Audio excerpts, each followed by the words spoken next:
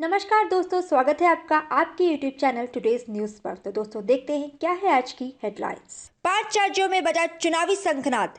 तो दोस्तों कल चुनाव आयोग ने 5 राज्यों में होने वाले चुनाव की तारीखों की घोषणा कर दी है। यह जानकारी खुद मुख्य चुनाव आयुक्त सुनील अरोड़ा ने प्रेस कॉन्फ्रेंस करके दी, जिसमें तमिलनाडु, केरल एवं पुडुचेरी में चुनाव एक चरण में 6 अप्रैल को संपन्न होगा, जबकि आसाम में 3 राउंड और पश्चिम बंगाल में 8 चरणों में मतदान संपन्न होगा।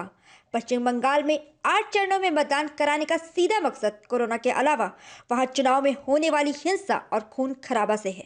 2021 में होने वाले इस चुनाव की शुरुआत 27 मार्च से असम और पश्चिम बंगाल से होगी। इसमें बंगाल की 30 विधानसभा सीटों एवं असम की 47 सीटों पर वोट डाले जाएंगे, जबकि द्वितीय चरण में 1 अप्रैल को बंगाल की 30 एवं असम की 39 विधानसभा सीटों पर मतदान होंगे। इसके बाद 6 अप्रैल को बंगाल की 31, असम की 40 सीटों के साथ साथ शेष तीनों राज्यों की सभी विधान सीटों पर मतदान कराए जाएंगे। शेष 5 राउंड चुनाव सिर्फ पश्चिम बंगाल की शेष विधानसभा सीटों पर होंगे। आखिरी राउंड की वोटिंग 29 अप्रैल को पश्चिम बंगाल की 35 विधानसभा सीटों पर वोटिंग के साथ खत्म हो जाएगी। इन 5 राज्यों में वोटों की गिनती 2 मई को होगी। इस बार भी फाइनल रिजल्ट के लिए देर रात या अगली सुबह तक का इंतजार करना पड़ सकता है। चुनाव आयोग द्वारा इस बार वोटिंग का समय भी 1 घंटा बढ़ा दिया गया है और सभी राज्यों में पोलिंग बूथ की संख्या भी 1.5 गुना तक बढ़ा दिया गया है। विदेश मंत्री का चीन को सख्त संदेश। 24 जनवरी को भारत चीन के कमांडरों के बीच हुई सैन्य वार्ता में दोनों पक्षों के बीच डिसएंगेजमेंट को लेकर सहमति बन गई थी। इस सहमति के बाद पैंगोंग लेक से चीन ने अपनी सेना की शांतिपूर्ण ढंग से वापसी कर ली थी, लेकिन अभी भी गोगरा, हॉट स्प्रिंग, डेप्सांग और दौलत बेग ओल्डी में भी दोनों सेनाएं पहले जैसे ही स्थिति में बनी हुई हैं। इन इलाकों से भी सैन्य तैनाती हटाने के लिए दोनों पक्षों के बीच बातचीत जारी है। इसी बीच बताया जाता है कि भारत और चीन के विदेश मंत्रियों के बीच फोन पर 75 मिनट तक लंबी वार्ता हुई। इस वार्ता में भारतीय विदेश मंत्री एस जयशंकर ने अपने चीनी समकक्ष वांग यी को स्पष्ट संदेश देते हुए कहा कि पैंगोंग लेक के अलावा अन्य मोर्चों पर भी सेना की तैनाती कम हो, यह जरूरी है। यदि ऐसा नहीं हो पाता है तो यह किसी के भी हित में नहीं होगा। सीमा पर विवाद और सामान्य रिश्ते एक साथ नहीं चल सकते। इस दौरान चीनी विदेश मंत्री वांग यी ने एलएसी पर अतिक्रमण किए जाने के कारणों का भी खुलासा किया एवं पीछे हटने के कारणों पर भी विदेश मंत्री से बातचीत की। बालाकोट बरसी के पहले डरा पाक।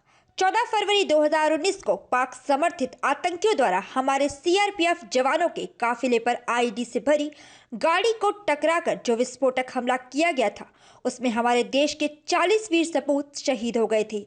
उसके जवाब में भारतीय मिराज 2000 विमानों ने 26 फरवरी को पाकिस्तान के अंदर घुसकर एक एयर स्ट्राइक की थी, जिसमें पाकिस्तान के 300 से अधिक भाड़े के आतंकी मारे गए थे।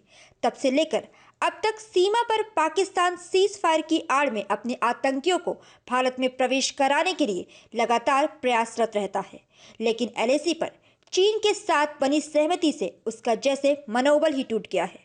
अभी आई एक ताज़ा रिपोर्ट के मुताबिक भारत और पाकिस्तान के बीच सीज फायर को लेकर एक समझौता हो गया है। यह समझौता भारत और पाकिस्तान के डीजीएमओ के बीच हॉटलाइन पर चर्चा के बाद 24 तारीख की रात 12 बजे से लागू कर दिया गया है। इस समझौते के लिए भारतीय एनएसए अजीत डोभाल की सफल रणनीति मानी जा रही है। एक रिपोर्ट के मुताबिक पिछले 3 महीने से पाकिस्तान के सैन्य सलाहकार मोईद यूसुफ, पाकिस्तानी आर्मी चीफ कमर जावेद बाजवा भारतीय एनएसए अजीत डोभाल के पर्दे के पीछे बातचीत कर रहे थे। अर्थव्यवस्था पर आई गुड न्यूज। दोस्तों, मार्च में लॉकडाउन लगने के बाद से ही देश में अर्थव्यवस्था अपने सबसे निचले पायदान पर पहुंच गई थी। बात करें पिछले 10 महीने जनवरी तक की, तो देश का राजकोषीय घाटा 12,34,000 करोड़ रुपए रहा। यह राजकोषीय घाटा बजट के लक्ष्य का 66.8% है। जीडीपी किसी भी देश के आर्थिक विकास का सबसे महत्वपूर्ण अंग है और पहली तिमाही यानी अप्रैल से जून की तो इस दौरान जीडीपी में 23% से भी अधिक की गिरावट देखने को मिली थी। इसके बाद दूसरी तिमाही यानी जुलाई से सितंबर के दौरान भी जीडीपी में 7.5% की गिरावट हुई थी। अब जबकि पूरे देश में कोरोना का असर कम होता दिख रहा है, तो देश की जीडीपी में भी सुधार देखने को मिला है। इस तिमाही अक्टूबर से दिसंबर के बीच जीडीपी में 0.4% की बढ़ोतरी देखने को मिली है। यह बात केंद्रीय सांख्यिकी कार्यालय यानी एनएसओ द्वारा जारी रिपोर्ट से पता चली है।